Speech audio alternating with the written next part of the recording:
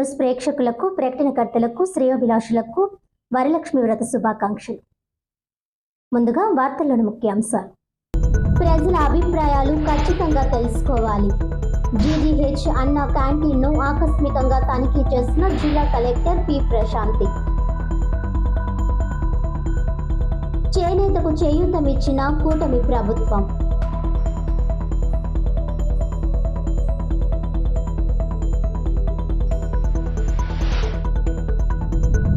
MLA Adireddy జోలికొస్తే సహించేది లేదు. బొజ్జాకు serious warning ఇచ్చిన టీఎన్టీయూసీ నేతలు. రాజమహేంద్రవరం ప్రభుత్వ ఆసుపత్రి వద్దనున్న అన్న canteen, token counter, dining area, చేతులు శుభ్రం చేసుకునే ప్రదేశాలను జిల్లా కలెక్టర్ మరియు కమిషనర్ పి. ప్రశాంతి ఆకస్మికంగా తనిఖీ చేశారు. ఆహారం స్వీకరిస్తున్న ప్రజలతో కలెక్టర్ మాట్లాడి భోజన నాణ్యత, పరిశుభ్రత, వసతుల లభ్యత, సమయపాలన, టోకెన్ల అందుబాటు తదితర అంశాలపై సమాచారాన్ని అడిగి తెలుసుకున్నారు. క్యాంటీన్ నిర్వహణ విషయంలో ప్రజల నుంచి అభిప్రాయాలు కూడా క్యూఆర్ కోడ్ స్కాన్ ద్వారా సేకరించవచ్చునని ఆమె తెలిపారు. అన్న క్యాంటీన్ల నిర్వహణలో ఎటువంటి లోపాలు ఉండకూడదని, సమయపాలన ఖచ్చితంగా పాటించాలని, ప్రజల నుంచి ఆహారం అందకపోయినట్లు ఫిర్యాదులు రాకుండా ముందస్తు జాగ్రత్తలు తీసుకోవాలని పేర్కొన్నారు. అందుకు అనుగుణంగా తగిన చర్యలు తీసుకోవాలని అక్షయ పాత్ర సంస్థ సిబ్బందికి సూచనలు చేశారు. క్యాంటీన్ల నిర్వహణపై నోడల్ అధికారులపై పూర్తి బాధ్యత ఉంటుందని పేర్కొంటూ నిరంతర పర్యవేక్షణ చేయాలని కలెక్టర్ ఆదేశించారు. అలాగే రాష్ట్ర ప్రభుత్వం ఐవీఆర్ఎస్ విధానంలో ప్రజల అభిప్రాయాలు స్వీకరిస్తోందని, గతంలో ప్రజలు తెలిపిన సూచనలను కూడా పరిగణలోనికి తీసుకొని అన్న క్యాంటీన్ల సేవల నాణ్యతను మెరుగుపరచాలని తెలిపారు. రాజమండ్రి రూరల్ మండలం కాతేరు గ్రామంలో జాతీయ చేనేత దినోత్సవ కార్యక్రమం చేనేత వర్తక సంఘం సొసైటీ వారికి ఇన్ఛార్జ్ యానాపు యేసు ఆధ్వర్యంలో చిరు సత్కారం చేశారు. జాతీయ చేనేత దినోత్సవ కార్యక్రమం ఇన్ఛార్జ్ యానాపు యేసు ఆధ్వర్యంలో రాజమండ్రి రూరల్ మండలం కాతేరు గ్రామంలో చేనేత వర్తక సంఘం సొసైటీ వారికి పూలమాలలతో చిరు సత్కారం చేశారు. ఈ కార్యక్రమానికి జిల్లా అధ్యక్షులు పిక్కి నాగేంద్ర విచ్చేసి కార్మికులను ఉద్దేశించి నరేంద్ర మోడీ పిలుపు మేరకు ప్రతి ఒక్కరూ ఖాదీ వస్త్రాన్ని కొనుగోలు చేయాలని, చేనేత కార్మికులకు అండగా ఉండాలని పిలుపునిచ్చారు. రాష్ట్ర ఓబీసీ నేత రొంగల గోపి శ్రీనివాస్ మాట్లాడుతూ చేనేత కేవలం రంగుల గుళికలు మాత్రమే కాదు, భారత కళల సౌధానికి ముఖద్వారమని బీజేపీ భావిస్తుంది. భారత స్వాతంత్ర్యం, స్వదేశీ ఉద్యమంలో మహాత్మా గాంధీ ఖాదీ ఉద్యమం, చేనేత ధారలు బ్రిటిష్ పాలనకు తాళాలుగా మారాయని, భారత స్వావలంబనకు చేనేత కళల ఉత్పత్తులు ప్రధాన భూమికగా, స్వాతంత్ర ఆవశ్యకతకు మార్గంగా చేనేతలు నిలుస్తాయని, భారత ప్రధాని నరేంద్ర మోడీ ప్రపంచానికి తెలిసే విధంగా జాతీయ హ్యాండ్లూమ్ అభివృద్ధి పథకం ద్వారా చేనేత ఉత్పత్తుల మేళాలు, హస్తకళల మేళాలు, ఎక్స్పోలు మరియు జీఈఎం పోర్టల్ ద్వారా ప్రపంచ అమ్మకాలు, జాతీయ హ్యాండ్లూమ్ విభాగం ద్వారా నాణ్యత, అంతర్జాతీయ అవసరాలు తెలుసుకొని ప్రపంచ దేశాలకు పంపించే మార్గాలను సుగమనం చేశారు. జాతీయ చేనేత దినోత్సవం ద్వారా అమ్మకాలు ప్రోత్సాహం, చేనేత కార్మికులకు గౌరవం పెంచుతూ చేనేత వినియోగంకు సమాజం ప్రాధాన్యత ఇచ్చే విధంగా కార్యక్రమాలు నిర్వహిస్తున్నారని అన్నారు. భారతీయ జనతా ఓబీసీ మోర్చా రాష్ట్ర వ్యాప్తంగా చేనేత దినోత్సవాన్ని పెద్ద ఎత్తున నిర్వహిస్తూ సమాజాన్ని భాగస్వామ్యం చేస్తుందని తెలిపారు.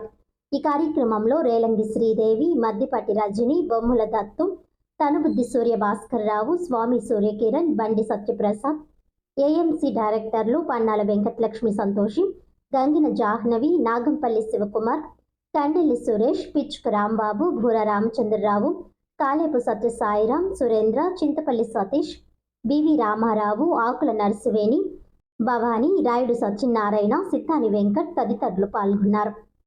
రోజు గడుపుకునేటువంటి పండుగ కాదు. చేనేత దినోత్సవం అంటే భారతదేశం మూలాలకు, భారతీయ సంస్కృతికి, భారతదేశం మనుగడకు సంబంధించినటువంటి ఒక కళా జాతర. దేశంలో బానిసత్వంలో ఉండేటువంటి సందర్భంలో దేశాన్ని ఒక ఐక్యతగా నడిపిస్తూ దేశంలో ఉన్నటువంటి స్వదేశీ ఉద్యమాన్ని ఆ రోజున ముందుకు తీసుకెళ్తున్నటువంటి సందర్భంలో ఏదైతే చేనేతల సంబంధించినటువంటి ఉత్పత్తులు స్వదేశీ ఉద్యమంలో ప్రధాన భూమిక పోషించి ఈ దేశానికి స్వాతంత్ర్యం కావాలి అనేటువంటి లక్ష్యాన్ని తీసుకురావడానికి ఏదైతే ఆ రోజున బ్రిటిష్ సామ్రాజ్యం, బ్రిటిష్ వాళ్ళ యొక్క క్రూరత్వాలకు సంబంధించినటువంటి ఎన్నో సంఘటనలకి ప్రధాన సాక్ష్యంగా నిలిచినటువంటి చేనేతలు ఆ రోజు కూడా జరిగింది.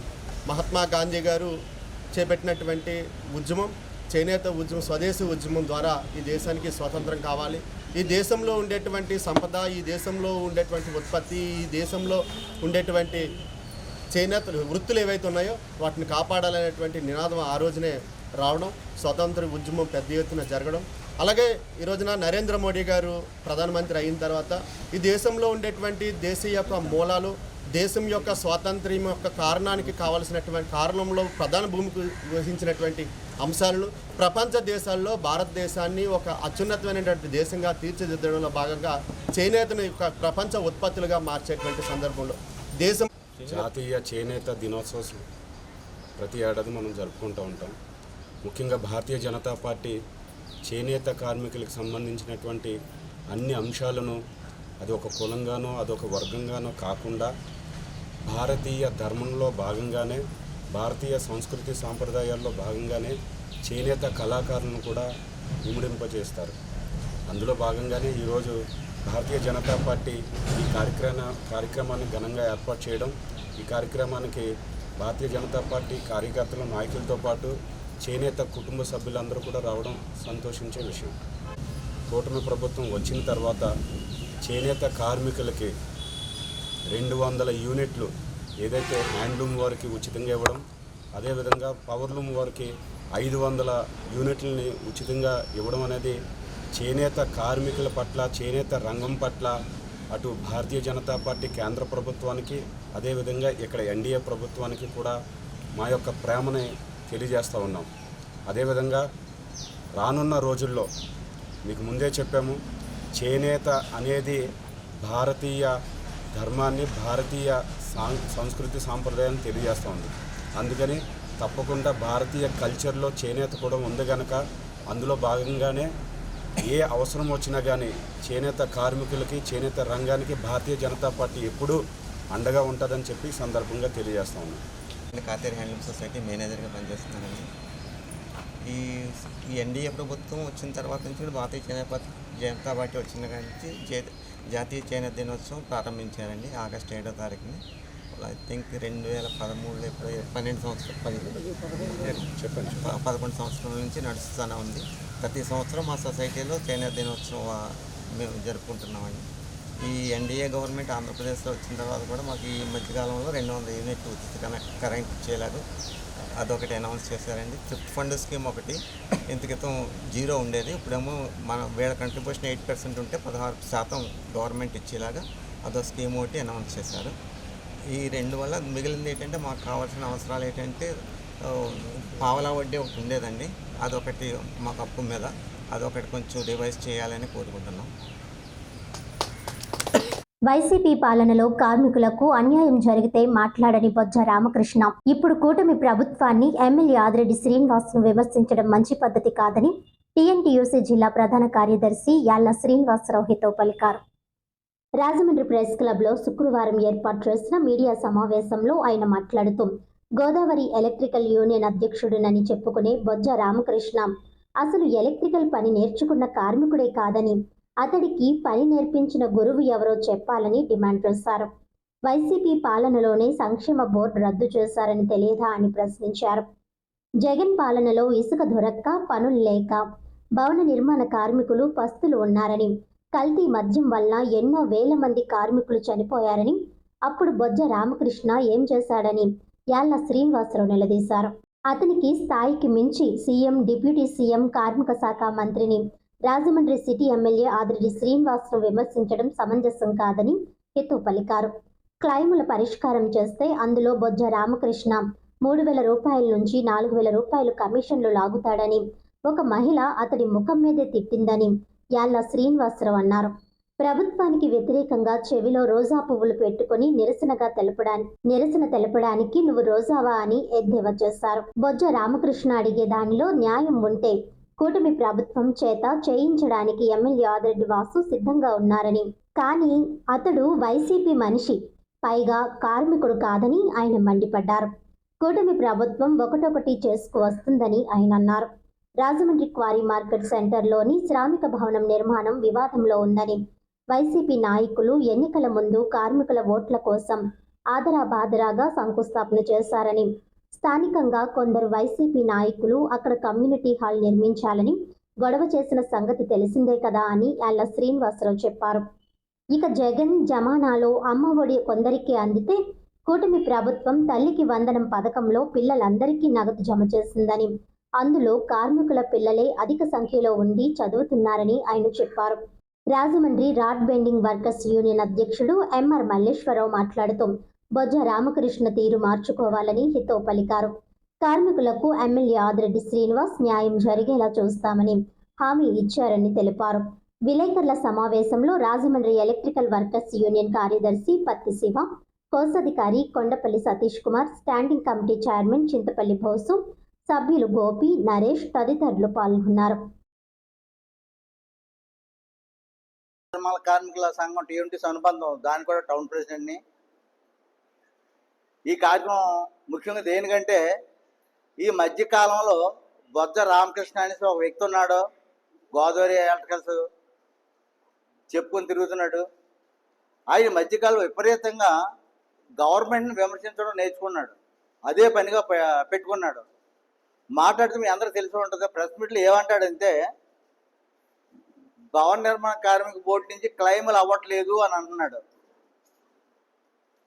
అదే రామకృష్ణ, ఈ బోర్డు ఎత్తిసింది ఏ గవర్నమెంట్లో ఎత్తిసారు? అసలు ఒకసారి బుర్ర పనిచేస్తుందా? వైసీపీ గవర్నమెంట్ రాగానే భవన నిర్మాణ కార్మికుల బోర్డే తీసేశారు. మేము వెళ్ళి అడగడం జరిగింది, సార్ ఏంటంటే ఇలాగ మరి క్లెయిమ్లు అవ్వంటున్నారంటే, లేవండి అమౌంట్ అంతా కూడా వేరే దానికి డైవర్ట్ అయిపోయిందండి, సీఎం గారి దగ్గర నుంచి ఆర్డర్ వచ్చింది అన్నాడు. అంటే ఎవరి గవర్నమెంట్లో? నీ గవర్నమెంట్లో పోయింది. రెండోది, భవన నిర్మాణ కార్మికుల సర్వే ప్రకారంగా 72.8% లిక్కర్ అలవాటు ఉంది. భవన కార్మికులు కష్టపడతారు, సాయంత్రం అయితే పొందేస్తారు. పోయిన గవర్నమెంట్ ఏమన్నారు? మద్య నిషేధం అని చెప్పి చీప్ లిక్కర్ ఇవ్వడం వల్ల 37,000 సుమారు ఇంచుమించు చనిపోయారు కార్మికులు. మరి వాళ్ళ కుటుంబాలకు ఏమైనా కాంపన్సేషన్ చెల్లించారా? మరి ఆ పాపం ఎవరిదే? మీది కదా. అప్పుడు నీకు మానవత్వం కనబడలేదా? కార్మికుల యొక్క ఇబ్బందులు కనబడలేదా? అప్పుడు దాకా ఇసుక అనేది చంద్రబాబు నాయుడు గారు ఉచితంగా ఇవ్వడం జరిగింది. మీరు మీ గవర్నమెంట్ వచ్చారు, బ్లాక్ చేసి పడదొప్పారు. మద్రాసు ఇతర రాష్ట్రాలకి మీరు ఇసుక అమ్ముకున్నారు. మరి అప్పుడు నీకు ఈ కార్మికులు గుర్తాడదా? రామకృష్ణ, నా తెలియకొడతాను. క్రీడా సంస్థ అనేది చాలా అఫీషియల్ సంస్థ, వాళ్ళని కూడా రోడ్డు మీదకి వచ్చారు ఇసుక లేకపోతాడికి. నీకు అప్పుడు ఏమైంది? నీకు అప్పుడు నేను బుర్ర పని చేయలేదా? లేదా దావోస్ వెళ్ళావా ఏమైనా ట్యాబ్లెట్లు తెచ్చుకోవడానికి? నువ్వు మాట్లాడే ముందు రామకృష్ణ ఆలోచించు ఏం జరిగిందన్నది. అన్న క్యాంటీన్లు, మా దాంట్లో చాలామంది అన్న క్యాంటీన్లు చక్కగా భోజనం చేసేవారు. వెళ్తే ఒక 5 రూపాయలు మధ్యాహ్నం ఎట్టి భోజనం చేసేవారు. అన్న క్యాంటీన్లు మూసేశారు. మన భవన కార్మికులు ఎక్కువ పిల్లలు ఈ అమ్మఒడి తల్లి వందనం కూడా చదువుకుంటున్నారు. అందరికి ఇస్తారని చెప్పి మీ గవర్నమెంట్ ఒకరికి ఇచ్చి ఎవరు డిసైడ్ చేసుకుంటారో మీరే డిసైడ్ చేసుకుంటున్నారు. మరి అప్పుడెందుకు మాట్లాడలేదు నువ్వు? ఈ గవర్నమెంట్లో ఎక్కువ మంది లబ్ధి పొందేది భవన కార్మికులే. ఎందుకంటే ఇప్పుడు ఎంతమంది అంటే ఇద్దరుంటే ఇద్దరు, ముగ్గురుంటే ముగ్గురు, నలుగురికి తల్లి వందనం వేస్తున్నారు. మరి నీకు కనబట్లేదా నీకు? అంటే నీకు ఏంటంటే క్లెయిములు రావలేదని అర్థం ఏంటంటే నీకు కామన్గా కమిషన్ తీసుకుంటావు నువ్వు. అది అందరూ ఎదుర్కొంటే ఒప్పుకున్నాను. నా దగ్గర కూడా ఎవిడెన్స్లు ఉన్నాయి. ప్రతి క్లెయిమ్ మీద, డెత్ క్లెయిమ్ మీద నువ్వు 3,000, 4,000 తీసుకుంటావు. దాని గురించి నువ్వు ముసలి కన్నీరు కాలుతూ నీ కూడా ఉన్న ఎలక్ట్రీషియన్లు అందరూ చాలా మంచి రామకృష్ణ, నీకు అర్థం కావట్లేదు. వాళ్ళు మభ్య పెడతాం. జగన్ గవర్నమెంట్లో నువ్వు ఒక ఏంటంటే ఒక ప్రపంచం సృష్టించడం. ఏదో అన్యాయం జరిగిపోయింది. ఎక్కడ అన్యాయం జరిగిపోయింది? ఇసుకపోయింది మీ గవర్నమెంట్లే కదా, లేబర్ బోర్డు తీసింది మీ గవర్నమెంట్లే కదా, ఈ అన్న క్యాంటీన్ తీసింది మీ గవర్నమెంట్లే కదా. ఏది మొత్తం భవన నిర్మాణ కార్మిక వ్యవస్థే భ్రష్టు పట్టించిన వ్యవస్థ మీ గవర్నమెంట్.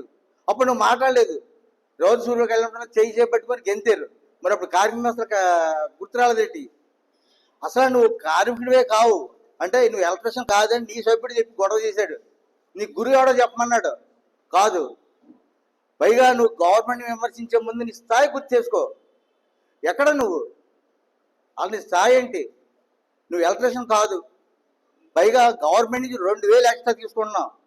వికలాంగ పెన్షన్ నీకు 2000 ఎక్స్ట్రా ఇస్తున్నారు. 1000 రూపాయలు పెంచడానికి మీ గవర్నమెంట్ 5 సంవత్సరాలు పట్టింది. కానీ చంద్రబాబు గారు అనౌన్స్ చేసినప్పటి నుంచి కూడా ఆ బాధ్యత కల్పించారు. నువ్వు గవర్నమెంట్ సొమ్ము తిన్నావు, వికలాంగుడు 2000 ఎక్స్ట్రా తిన్నావు. నువ్వు గవర్నమెంట్ విమర్శించుకుంది ఆలోచించగలదా? నువ్వు కార్మిక నాయుడు అన్నావు. ఏది కార్మిక నాయకుడు? కార్మిక నాయుడు అంటే కార్మిక కోసం ఏదైనా చేయగలిగినాడు. వాళ్ళ కోసం ఎంత నష్టాన్ని భరించదగ్గ ఉన్నాడు. డిప్యూటీ సీఎం గారికి సలహాలు ఇచ్చేస్తావు, చంద్రబాబుకి విమర్శించేస్తావు, ఎమ్మెల్యేని విమర్శించేస్తావు. నీ స్థాయి ఏంటి అసలు తెలియదు, నీ క్వాలిఫికేషన్ ఏంటి? శ్రావణ శుక్రవారం వారాహిదేవి జయంతి సందర్భంగా అమ్మవారికి పంచామృతాలతో అభిషేకాలు, వారాహిదేవి హోమం, కుంకుమ పూజలు నిర్వహించి అనంతరం 4000 మంది ఆడపడుచులకు పసుపు, కుంకుమ, గాజులు, జాకెట్ ముక్కలు, పంచలోహ వరలక్ష్మి రూపులు వితరణ చేశారు. రాజమహేంద్రవరం రూరల్ కొంతమూరు గ్రామంలో శ్రీ శ్రీ శ్రీ వారాహిదేవి పీఠంలో శ్రావణ శుక్రవారం రోజు వారాహిదేవి జయంతి సందర్భంగా ఉదయం నుండి అమ్మవారికి పంచామృతాలతో అభిషేకాలు, వారాహిదేవి హోమం, కుంకుమ పూజలు నిర్వహించి అనంతరం పీఠం వ్యవస్థాపకులు పామర్తి బాబురావు, విజయలక్ష్మి దంపతులు, వారి కుమారుడు పామర్తి నాగరాజు, ప్రసన్న అలేఖ్య దంపతుల ఆధ్వర్యంలో ముత్తైదువులకు, ఆడపడుచులకు పసుపు, కుంకుమ, గాజులు, జాకెట్ ముక్కలు, పంచలోహ వరలక్ష్మి రూపు 4000 మందికి వితరణ చేశారు. ఈ కార్యక్రమంలో శ్రీ శ్రీ శ్రీ వారాహిదేవి పీఠం ఉత్సవ కమిటీ సభ్యులు భక్తులు వెంకట్రావు, ఆనం శ్రీనివాస్, పామర్తి దుర్గా ప్రసాద్, మండిగ సూర్యప్రకాష్, కోమలి నూకరాజు, సుబ్రహ్మణ్యం, ఇతర సభ్యులు భారీ సంఖ్యలో పాల్గొని వారి సేవలు అందించారు.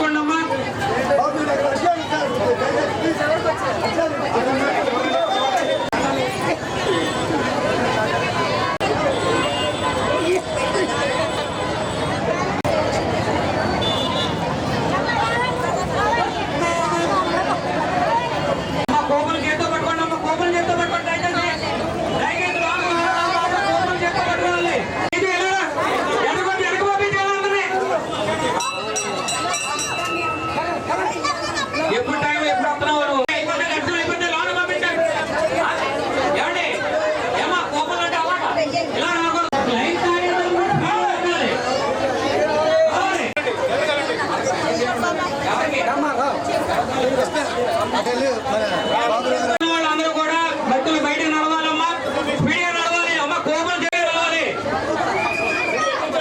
అమ్మ, రావాలమ్మా, స్పీడ్గా రావాలి. కోపలు చేత్తో పట్టుకుని ఉండండి అమ్మా, దయచేసి ఏమండి, దయచేసి కోపలు చేత్తో పట్టుకుని ఉండాలి అమ్మ, నడవాలమ్మా.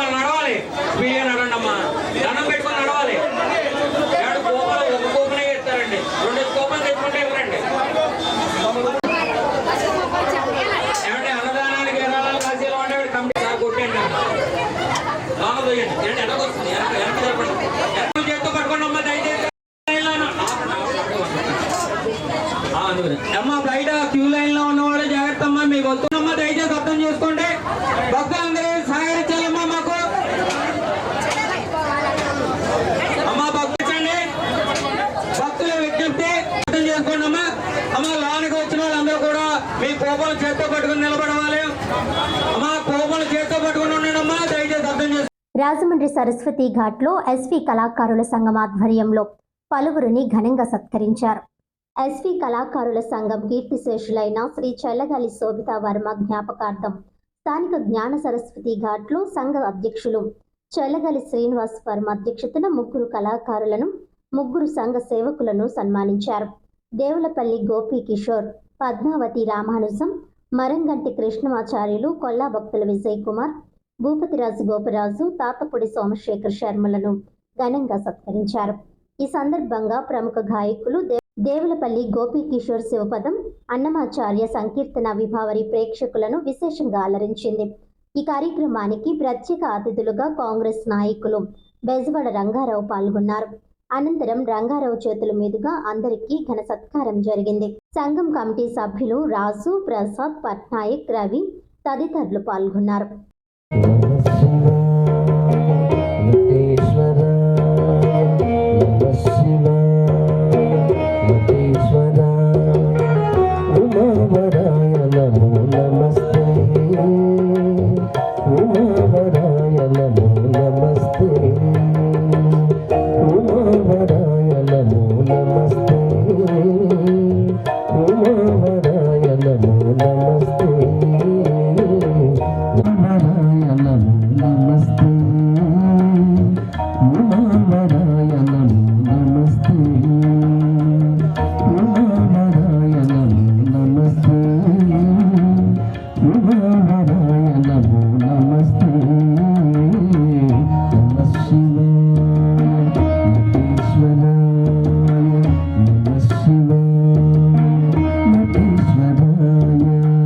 కళాకారులకి, ముగ్గురు సంఘ సేవకులకి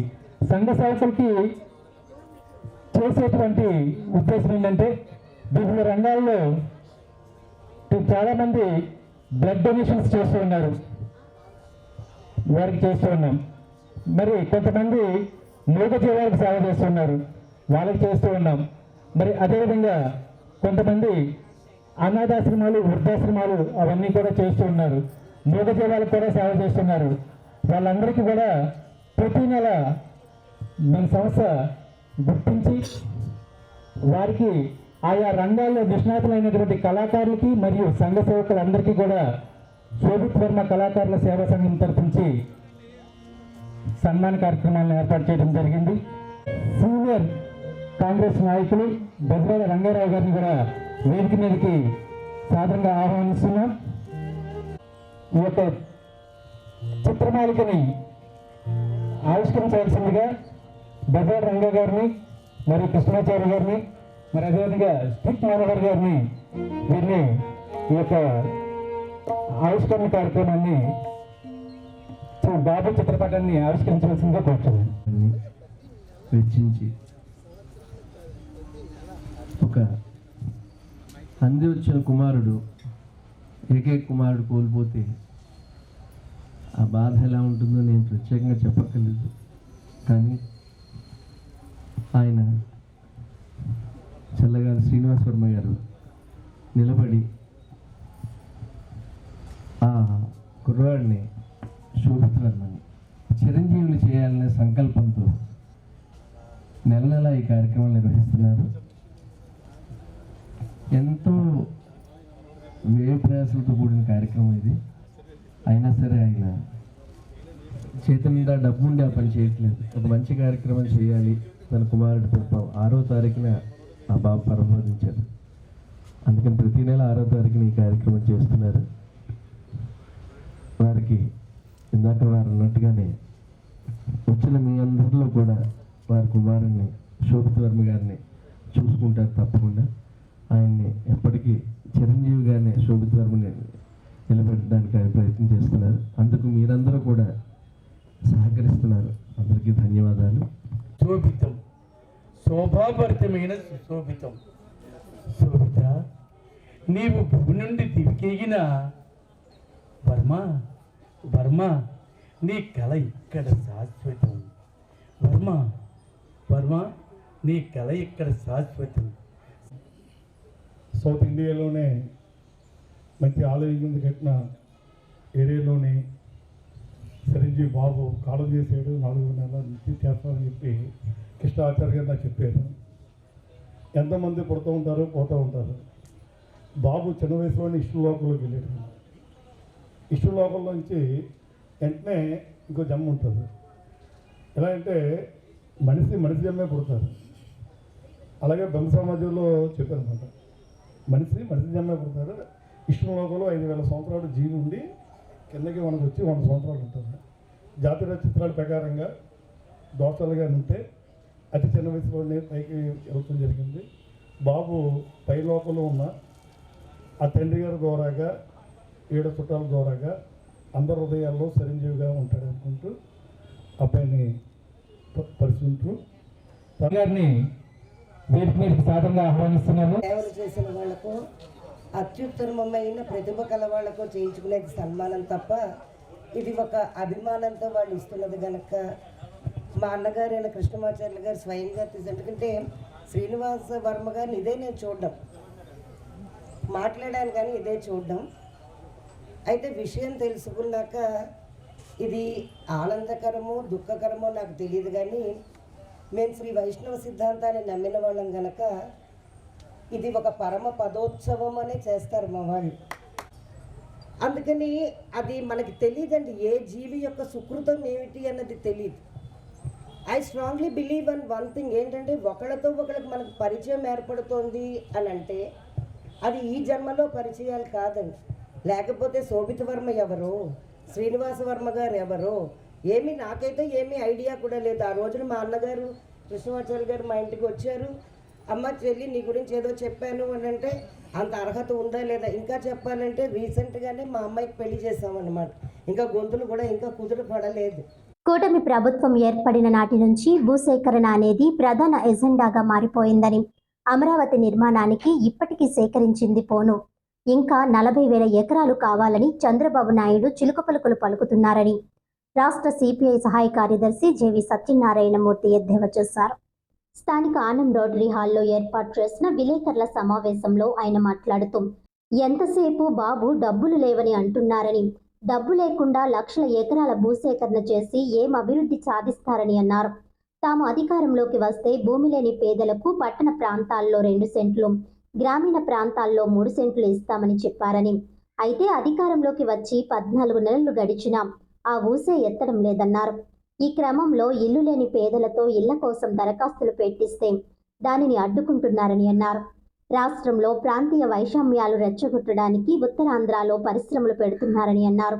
నేడు కూటమి ప్రభుత్వం తాను ఇస్తానన్న సూపర్ 6 పథకాలను వెంటనే అమలు చేయాలని ఆయన డిమాండ్ చేశారు. నేడు మైనారిటీలు, దళితులు, మహిళలపై అనేక దాడులు జరుగుతున్నాయని, అయినప్పటికీ ప్రభుత్వం మిన్నకుండిపోయిందని, దళితులను హింసిస్తుంటే సాక్షాత్తు రాష్ట్ర మంత్రి సమర్థించడం రాష్ట్రంలో జరుగుతున్న దళిత వ్యతిరేక పాలనకు నిదర్శనమని అన్నారు. కస్టడీలో ఉన్న వారిని కొట్టే హక్కు పోలీసులకు లేదని రాజ్యాంగం చెప్పిందని, అలాంటిది దళితులను అరెస్ట్ చేసి కొడుతున్నారని, ఒకవేళ దళితులు తప్పు చేస్తే వారి మీద కేసులు పెట్టాలి కానీ పోలీసుల చర్యను సమర్థించడం ఎంతవరకు సబబని అన్నారు.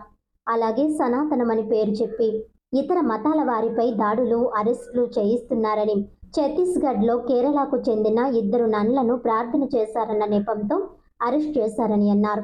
మోడీ ప్రభుత్వం ఏ ఎండకా గొడుగు పట్టే విధంగా ప్రవర్తిస్తుందని, సనాతన ధర్మాన్ని కాపాడాలి, గోవులను రక్షించాలి, చిలుక పలుకులు పలికిన మోడీ ఇప్పుడు మిజోరం ఎన్నికల్లో తమను గెలిపిస్తే బీఫ్ను ఆహారంగా ప్రకటిస్తామని చెబుతున్నారని అన్నారు.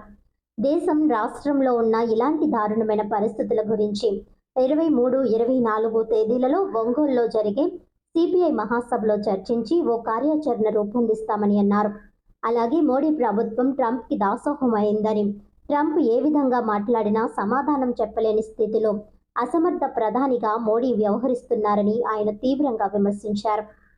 సిపిఐ జాతీయ కార్యవర్గ సభ్యురాలు కామ్రేడ్ అక్కినేని వనజ మాట్లాడుతూ జగన్ పాలనలో ఉన్నప్పుడు స్మార్ట్ మీటర్లను వ్యతిరేకించి వాటిని బద్దలు కొడతామన్న బాబు లోకేష్లు ఇప్పుడు ఏం ప్రయోజనం ఆశించి రాష్ట్రంలో స్మార్ట్ మీటర్లు పెట్టుకోవాలని ఉపన్యాసాలు ఇస్తున్నారని అన్నారు.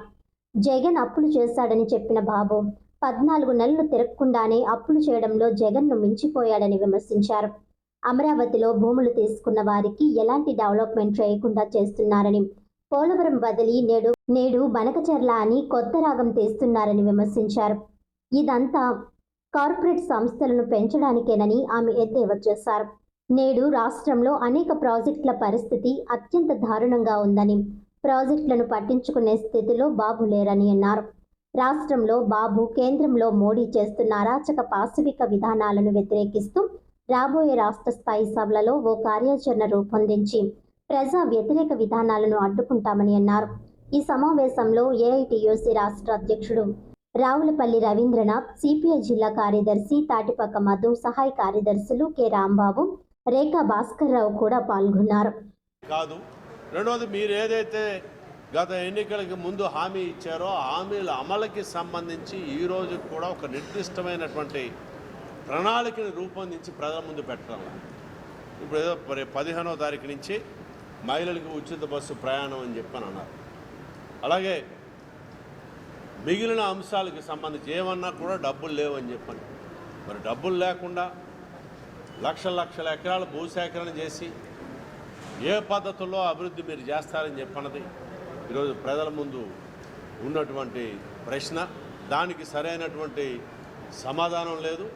ఇప్పుడేమో మీరు ఇచ్చిన హామీయే పట్టణాల్లో నగరాల్లో ఇల్లు లేనటువంటి పేదలకి 2 సెంట్లు భూమి ఇస్తాము, సొంత ఇల్లు నిర్మిస్తాము, గ్రామీణ ప్రాంతంలో 3 సెంట్లు ఇస్తామని చెప్పని అన్నారు. అది ఏ రోజు నుంచి ప్రారంభిస్తారు? ఇప్పటికి కూడా మీరు సంవత్సరం దాటినా కూడా చెప్పలేనటువంటి స్థితిలో ఈరోజు కూటమి ప్రభుత్వం ఉంది. మరి ఈ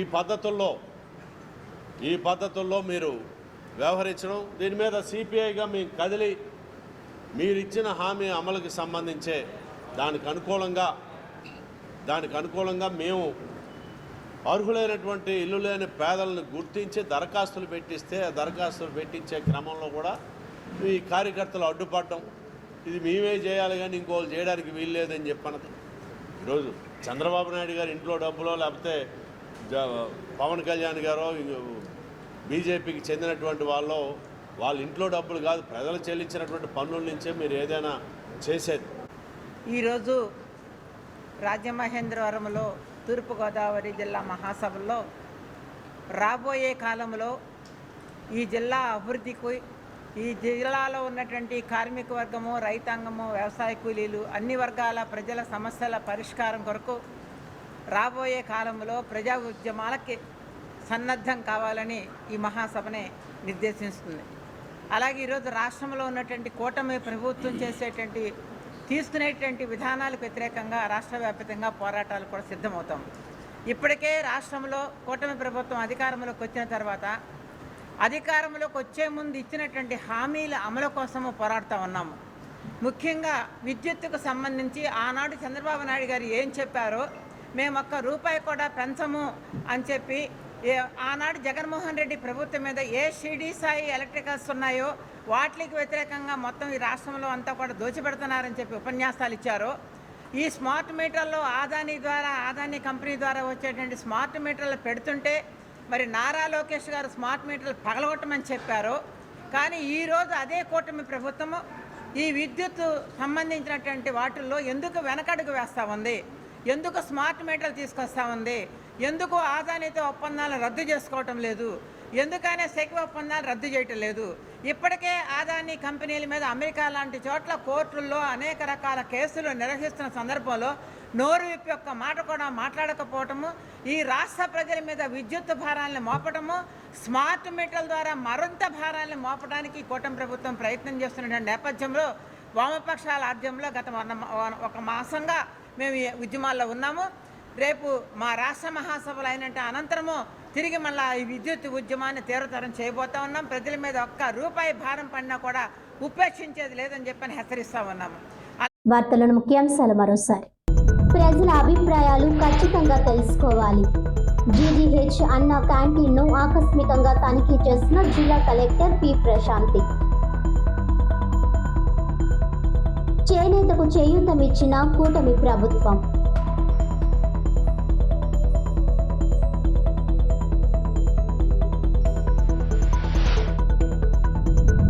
ఎమ్మెల్యే ఆదిరెడ్డి జోలికొస్తే సహించేది లేదు. బొజ్జాకు సీరియస్ వార్నింగ్ ఇచ్చిన టీఎన్టీయూసీ నేతలు. ఈనాటి వార్తలు ఇంతటితో సమాప్తం. తిరిగి వచ్చే బులెటిన్లో మళ్ళీ కలుద్దాం. అంతవరకు సెలవు. నమస్కారం.